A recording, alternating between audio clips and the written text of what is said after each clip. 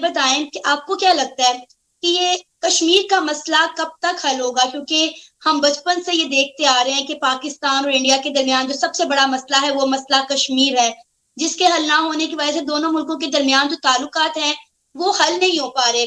तो क्या लगता है हमारी आने वाली जो यूथ है, जो हमारी आने वाली नई जनरेशन है, क्या वो इस आजाद कश्मीर के मसले को हल होता देखेगी या इसी तरह उन्हें भी इन्हीं मसाइल को देखना पड़ेगा?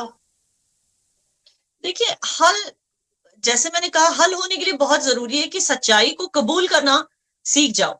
जब आपको कोई चीज दिखाई जाती है हमारे यहाँ से, तो उसको गोदी मीडिया या इस तरह की चीजें बोलना, जब तक आपको वो ट्रस्ट इश्यूज होंगी तब तक चीजें चेंज नहीं होगी। ट्रस्ट इश्यूज को पहले कंट्रोल करना है, ठीक है ना। जब आपको इस चीज पे यकीन करना है, जब कोई कश्मीर से आके बोलते हैं कि भाई हम यहाँ बहुत खुश हैं, अरे नहीं, आप you must be paid by RSS, you must you maybe you're not Muslim, maybe you're not Kashmiri, maybe you're not, इस तरह की चीजें, पहले तो इसको लिविंग इन डिनाइल मोड, इसको बंद कर दीजिए, फिर ट्रस्ट उसके करना लिए तो ये सीखिए। होना चाहिए कि जो पाकिस्तान के सहाफी हैं उन्हें चाहिए कि वो जम्मू कश्मीर में जाएं और अपनी आंखों से देखें और खुद रिपोर्ट तैयार करके मेन स्ट्रीम मीडिया पर, सोशल मीडिया पर डिलीवर करें, ताकि सच्चाई सबके सामने आ जाए। क्योंकि बहुत सारी खबरें आती हैं श्रीनगर से, बहुत सारी वीडियोस आती हैं जो हम लोगों को खुद दिखाकर उनका रिएक्शन लेते हैं, लेकिन यकीन करें अवाम यकीन नहीं करती। वो कहते हैं दो चार लोगों की राय लेने से सारा कश्मीर जो है वो आजादी से जिंदगी नहीं गुजार सकता। अभी कुछ दिन पहले की खबर है कि जम्मू कश्मीर के अंदर एक मेगा जॉब फेयर लगा, जहां पर 3,000 से ज्यादा जॉब वैकेंसीज दी गई वहां के जम्मू कश्मीर के लोगों को, और 120 से ज्यादा इंडियन कंपनी ने वहां पर पार्टिसिपेट किया। यकीन करें मैंने आज तक ये सूरत हाल कभी पंजाब में भी नहीं देखी। मैं पाकिस्तान पंजाब लाहौर में रहती हूँ और आज तक कभी यहाँ पर जॉब फेयर नहीं लगा। यहाँ पर हमारी पढ़ी लिखी आवाम जो है, पढ़ी लिखी यूथ जो है, वो डिग्रियां लेकर घरों में बैठी हुई है कि जॉब्स नहीं है, फैसिलिटीज नहीं है। जी, आपने साथ ही साथ ये जॉब फेयर का आपने अच्छा जिक्र किया, साथ ही साथ आप देखिए अग्निवीर का जब रिक्रूटमेंट प्रोग्राम चल रहा था, कितने सारे कश्मीरियों ने उसमें ये किया, एप्लीकेशन दिया। अरे कितने सारे कश्मीरी युवा जो हैं, नौजवान, वो इंडियन आर्मी ज्वाइन करते हैं। तो देखिए, ये चीज जो है, हमें यकीन नहीं होता, कुछ ही लोग हैं, ये चीज गलत है। और जो आप कह रही है ना कि उन्हें वहां आने दिया जाए फिर वो यकीन करेंगे, नहीं सना, वो अगर उनको यकीन नहीं करना वो फिर भी नहीं करेंगे। अब जैसे हमारे यहाँ इंडिया में ही कुछ ऐसे सहाफी हैं, मैं आपको बता दूं, जैसे आरफा खानम शेरवानी। अब वो क्या, वो इस काम में लगे हुए हैं कि किस तरह से मोदी गवर्नमेंट को गिराया जाए, क्योंकि शायद वो अपोजिशन के साथ काम करते हैं। मैं आपको एग्जाम्पल दे रही हूँ, ठीक है ना। अब उसको, जब वो आई थी कश्मीर, उसको कश्मीर में कम से कम हजारों लोगों ने बोला होगा कि हम नए कश्मीर में बहुत खुश हैं, मगर वो गई, उसने वो सारे वीडियोस रिलीज नहीं किए। मैं पर्सनली कुछ लोगों को जानती हूँ जिन्होंने उसको खुल के बोला कि हम बहुत खुश हैं कश्मीर, लेकिन उसने वो वीडियोस रिलीज नहीं। वो फिर भी गई, वो यहाँ पर कई दिनों तक रही, वो गई गई ढूंढते ढूंढते किसी गली कोपचे में कि एक तो कश्मीरी मिल जाए जो इंडियन गवर्नमेंट के खिलाफ कुछ बोले, और उसको मिल गया। कोई कोई बुजुर्ग इंसान था, शायद वो सचमुच खफा था किसी चीज से, शायद उसको कोई कंप्लेन होगी, तो उसने इतना ही बोला उसको ऑन द माइक की आपको तो पता ही है कैसे हालात हैं, अब क्या बोले, अब कुछ बोलेंगे तो हम हम हमारे साथ बुरा हो। अब उसने शायद उस मूड स्विंग में या गुस्से में, शायद उसको कोई सचमुच ग्रीवेंस होगी, तो उसने ऐसे बोला। अब आरफा खानम ने सिर्फ वही वीडियो रिलीज की, ये दिखाने के लिए कि कश्मीरी खुश नहीं है। तो ये जो है, अगर आपके सहाफी आपकी यहाँ से इस तरफ आएंगे, वो भी यही करेंगे, एक्सेप्ट फॉर अ फ्यू। जैसे आप जो है रिफॉर्मिस्ट हैं, आप चाहती हैं कि दोनों देशों में सुलह हो और दोनों देशों में एक दूसरे के लिए जो है नेगेटिव फीलिंग्स ना हो, ये आप चाहती हैं, I can see that. But बहुत सारे सहाफी हैं पाकिस्तान में जो आपके ऑपोजिट सोचते हैं, तो वो क्या करेंगे, वही हरकत जो आरफा खानम ने की, वो यहाँ पर आकर वही हरकत करेंगे। जी, अच्छा, कश्मीर में क्या वाकई में लोगों पे कोई जुल्म ज्यादती नहीं होती? वो पूरी तरह से आजाद जिंदगी गुजारते, उन्हें हर तरह की फैसिलिटीज दी जाती है? किन फैसिलिटीज की बात करें हम? बिजली, पानी, इंटरनेट, काम करने की आजादी, इबादत करने की आजादी, और क्या होता है? इसके अलावा भी कुछ होता है तो बताइए। सारी आजादी मुझे पता है, क्योंकि मैं खुद एक सहाफी हूँ और जब मैं किसी चीज के ऊपर वीडियो करती हूँ तो डेफिनेटली मैं उसकी तस्दीक करके वो वीडियो करती हूँ। तो मैंने तो ये चीजें अपनी नजरों से देखी हुई है, इस पे मैं बहुत सारी वीडियोस, बहुत सारे प्रोग्राम्स भी कर चुकी हूँ। बेसिकली कहा जाता है कि वहां के लोगों को जो है वो जेल की तरह रखा जाता है। उन वहां पर बहुत सारे जो इंडिया से हिंदू आके जम्मू कश्मीर में रह रहे हैं, जिसकी वजह से कश्मीरी अब वहां पर नहीं रह गए, वहां पे सिर्फ जो है इंडियंस है, इसलिए उसका एक अच्छा इमेज पोर्ट्रे किया जाता है। देखिए ये चीज तो अनफॉर्चुनेटली पीओके में हुई है कि पीओके में सिर्फ 8% ही कश्मीरी रह गए, बाकी सारे जो है पंजाब और पश्तूनिस्तान और इधर उधर से आकर बस गए हैं वहां पर। ठीक है ना, तो वहां की डेमोग्राफी साथ साथ सिंध की जैसे डेमोग्राफी चेंज हुई, मुहाजिरों को लाकर वहां सेटल कर दिया। पंजाबीज की पॉपुलेशन वहां 10 से 15% है, 10 से 12% पश्तून वहां रहते हैं। तो जैसे सिंध की डेमोग्राफी खत्म कर दी आप लोगों ने, जैसे पीओके की डेमोग्राफी खत्म कर दी, वैसे ही आप लोगों को लगता है कि शायद कश्मीर में भी ऐसे ही हो रहा होगा, but it is not true. In fact बहुत ही कुछ ही, हाँ, मैं दो चीजें आपको बताऊंगी। पहली बात तो हम अभी तक इस कोशिश में कि हमारे कश्मीरी पंडित भाई बहन जो यहाँ से निकल गए थे 89-90 में, बिकॉज एक्सोडस हुआ था उनका, सचमुच उनको डरा के धमका के मार के अजमत रेजी करके उनको यहाँ से भगाया गया। ठीक है ना, ये कश्मीरी मुसलमानों ने नहीं किया था, फॉरेन टेररिस्ट ने आके कश्मीरी मुसलमानों को भी दबाव में रखा, डरा कर रखा और यहाँ से हमारे हिंदू भाई बहनों को भगा दिया। हम आज भी उस कोशिश में है कि वो ही वापस आए। आप तो दूसरे इंडियंस की बात कर रहे हैं, हम तो उन हिंदू की बात कर रहे हैं जो खुद कश्मीरी हैं। वो खुद वापस नहीं आ रहे, अभी तक वो डरे हुए हैं, क्योंकि अभी भी कहीं कहीं दूर दराज किसी गांव में अटैक हो जाता है। मेरा ये सोचना है कि ये जो अटैक्स ये फॉरेन टेररिस्ट नहीं कर रहे, मेरा ये सोचना है कि ये सियासी अटैक्स हैं। ये इसलिए किए जा रहे हैं ताकि दिखाया जाए कि मोदी गवर्नमेंट में कश्मीर सेफ नहीं है। मुझे ऐसे लग रहा है, क्योंकि 2019 के बाद सिक्योरिटी फोर्सेस बहुत ज्यादा अलर्ट हो गई हैं बॉर्डर्स पे, तो मुझे नहीं लगता कि काम होगा फॉरेन टेररिस्ट का। मगर फिर भी अब तक कुछ प्रूव नहीं हुआ, सो I can't say anything.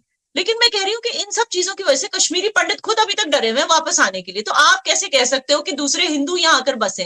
In fact मैं आपको बोल दूं, कुछ ऐसे थे कश्मीरी पंजाबीज, ठीक है ना, सो दे आर पंजाबी ओरिजिन के, मगर कश्मीर में बहुत सेंचुरी से उनकी फैमिली सेटल थी, 40-40 सालों से यहाँ बिजनेस कर रहे थे। जब उन बेचारों ने जब डोमिसाइल सर्टिफिकेट अप्लाई किया, जब डोमिसाइल शुरू हो गया, उनको इनफैक्ट दहशतगर्दों ने अटैक किया, ये कहकर कि डोमिसाइल कोई नॉन कश्मीरी नहीं ले सकता।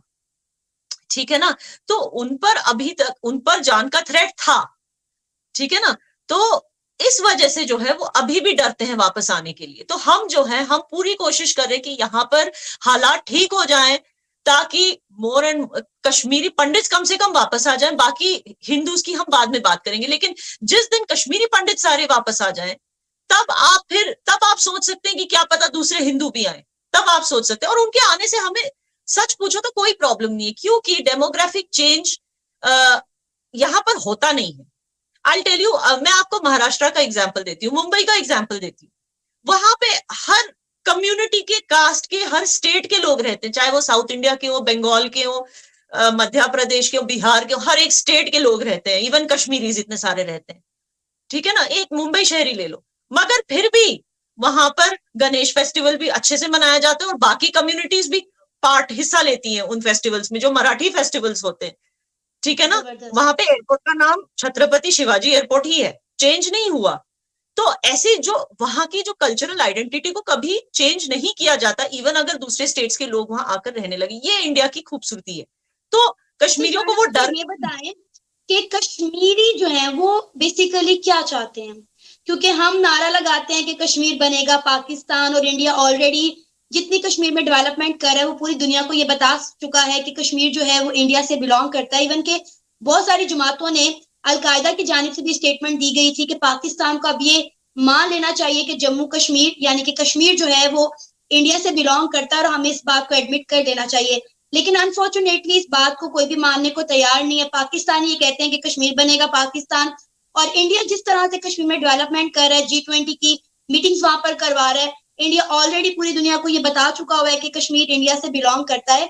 तो बेसिकली कश्मीर वो क्या चाहते हैं, क्योंकि आप फील्ड में निकलती हैं, आप काम करती हैं, लोगों से बातचीत करती हैं, आपका बहुत सारा सहाफत में एक्सपीरियंस है, और कश्मीर में भी आप बहुत अरसे से रह रही हैं। तो बेसिकली कश्मीरी क्या चाहते हैं?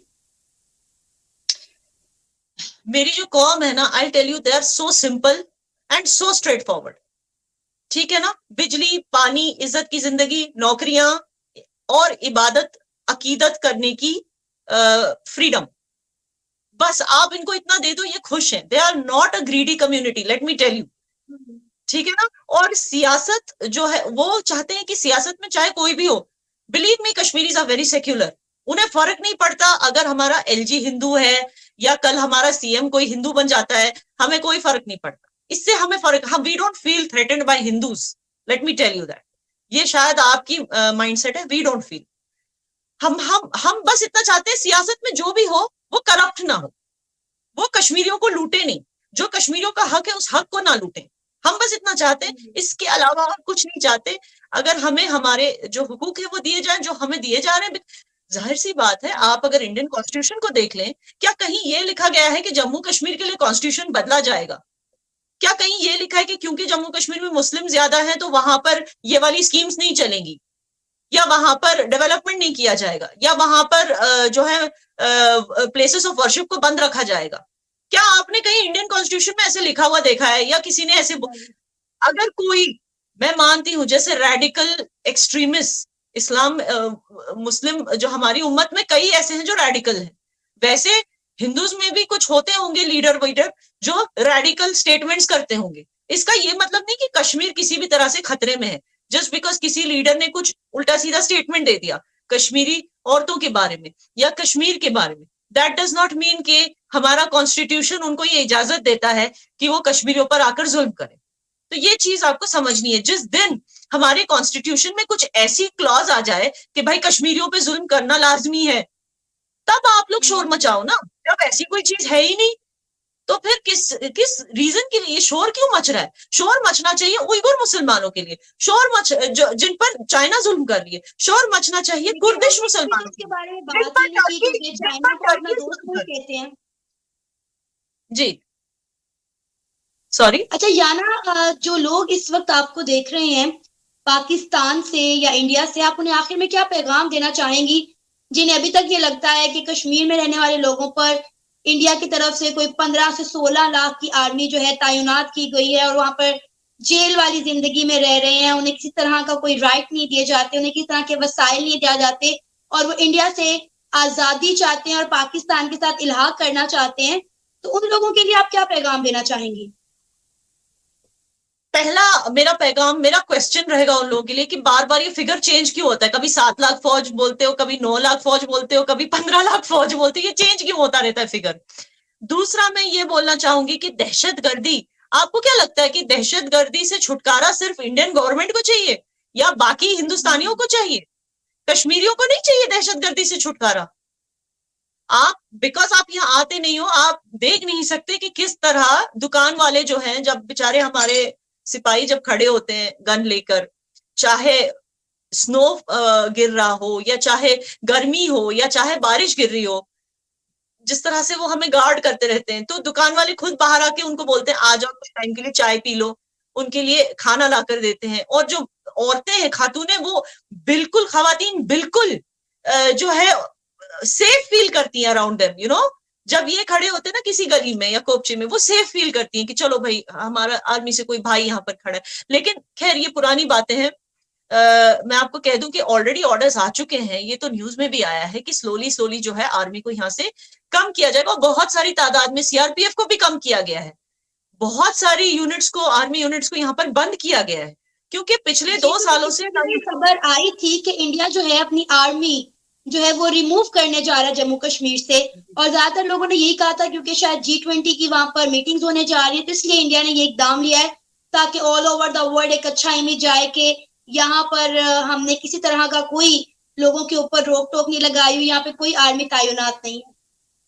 देखिए, पहली बात तो आर्मी में इस वक्त जो भी है वो कश्मीरी है, most of them, the maximum number जो अभी आर्मी में इस वक्त है वो खुद कश्मीरी है, तो उनको निकाल के कहाँ भेजें? बॉर्डर है तो वहां पर आर्मी को होना ही है, जाहिर सी बात है।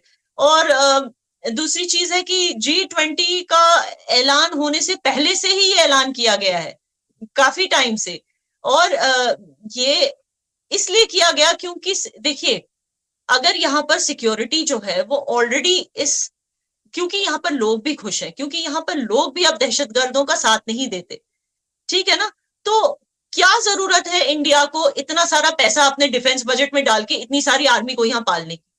वो भी तो सोचेगी ना कि हम डिफेंस बजट में कटौती कर देते हैं, चलो इतने लोगों की वहां जरूरत है ही नहीं, तो ये चीज है। थैंक यू सो मच याना मीर। मुझे उम्मीद है कि वो लोग जिनके दिमागों में कश्मीर को लेकर बहुत ज्यादा नेगेटिव जो है वो स्टेट ऑफ माइंड बने हुए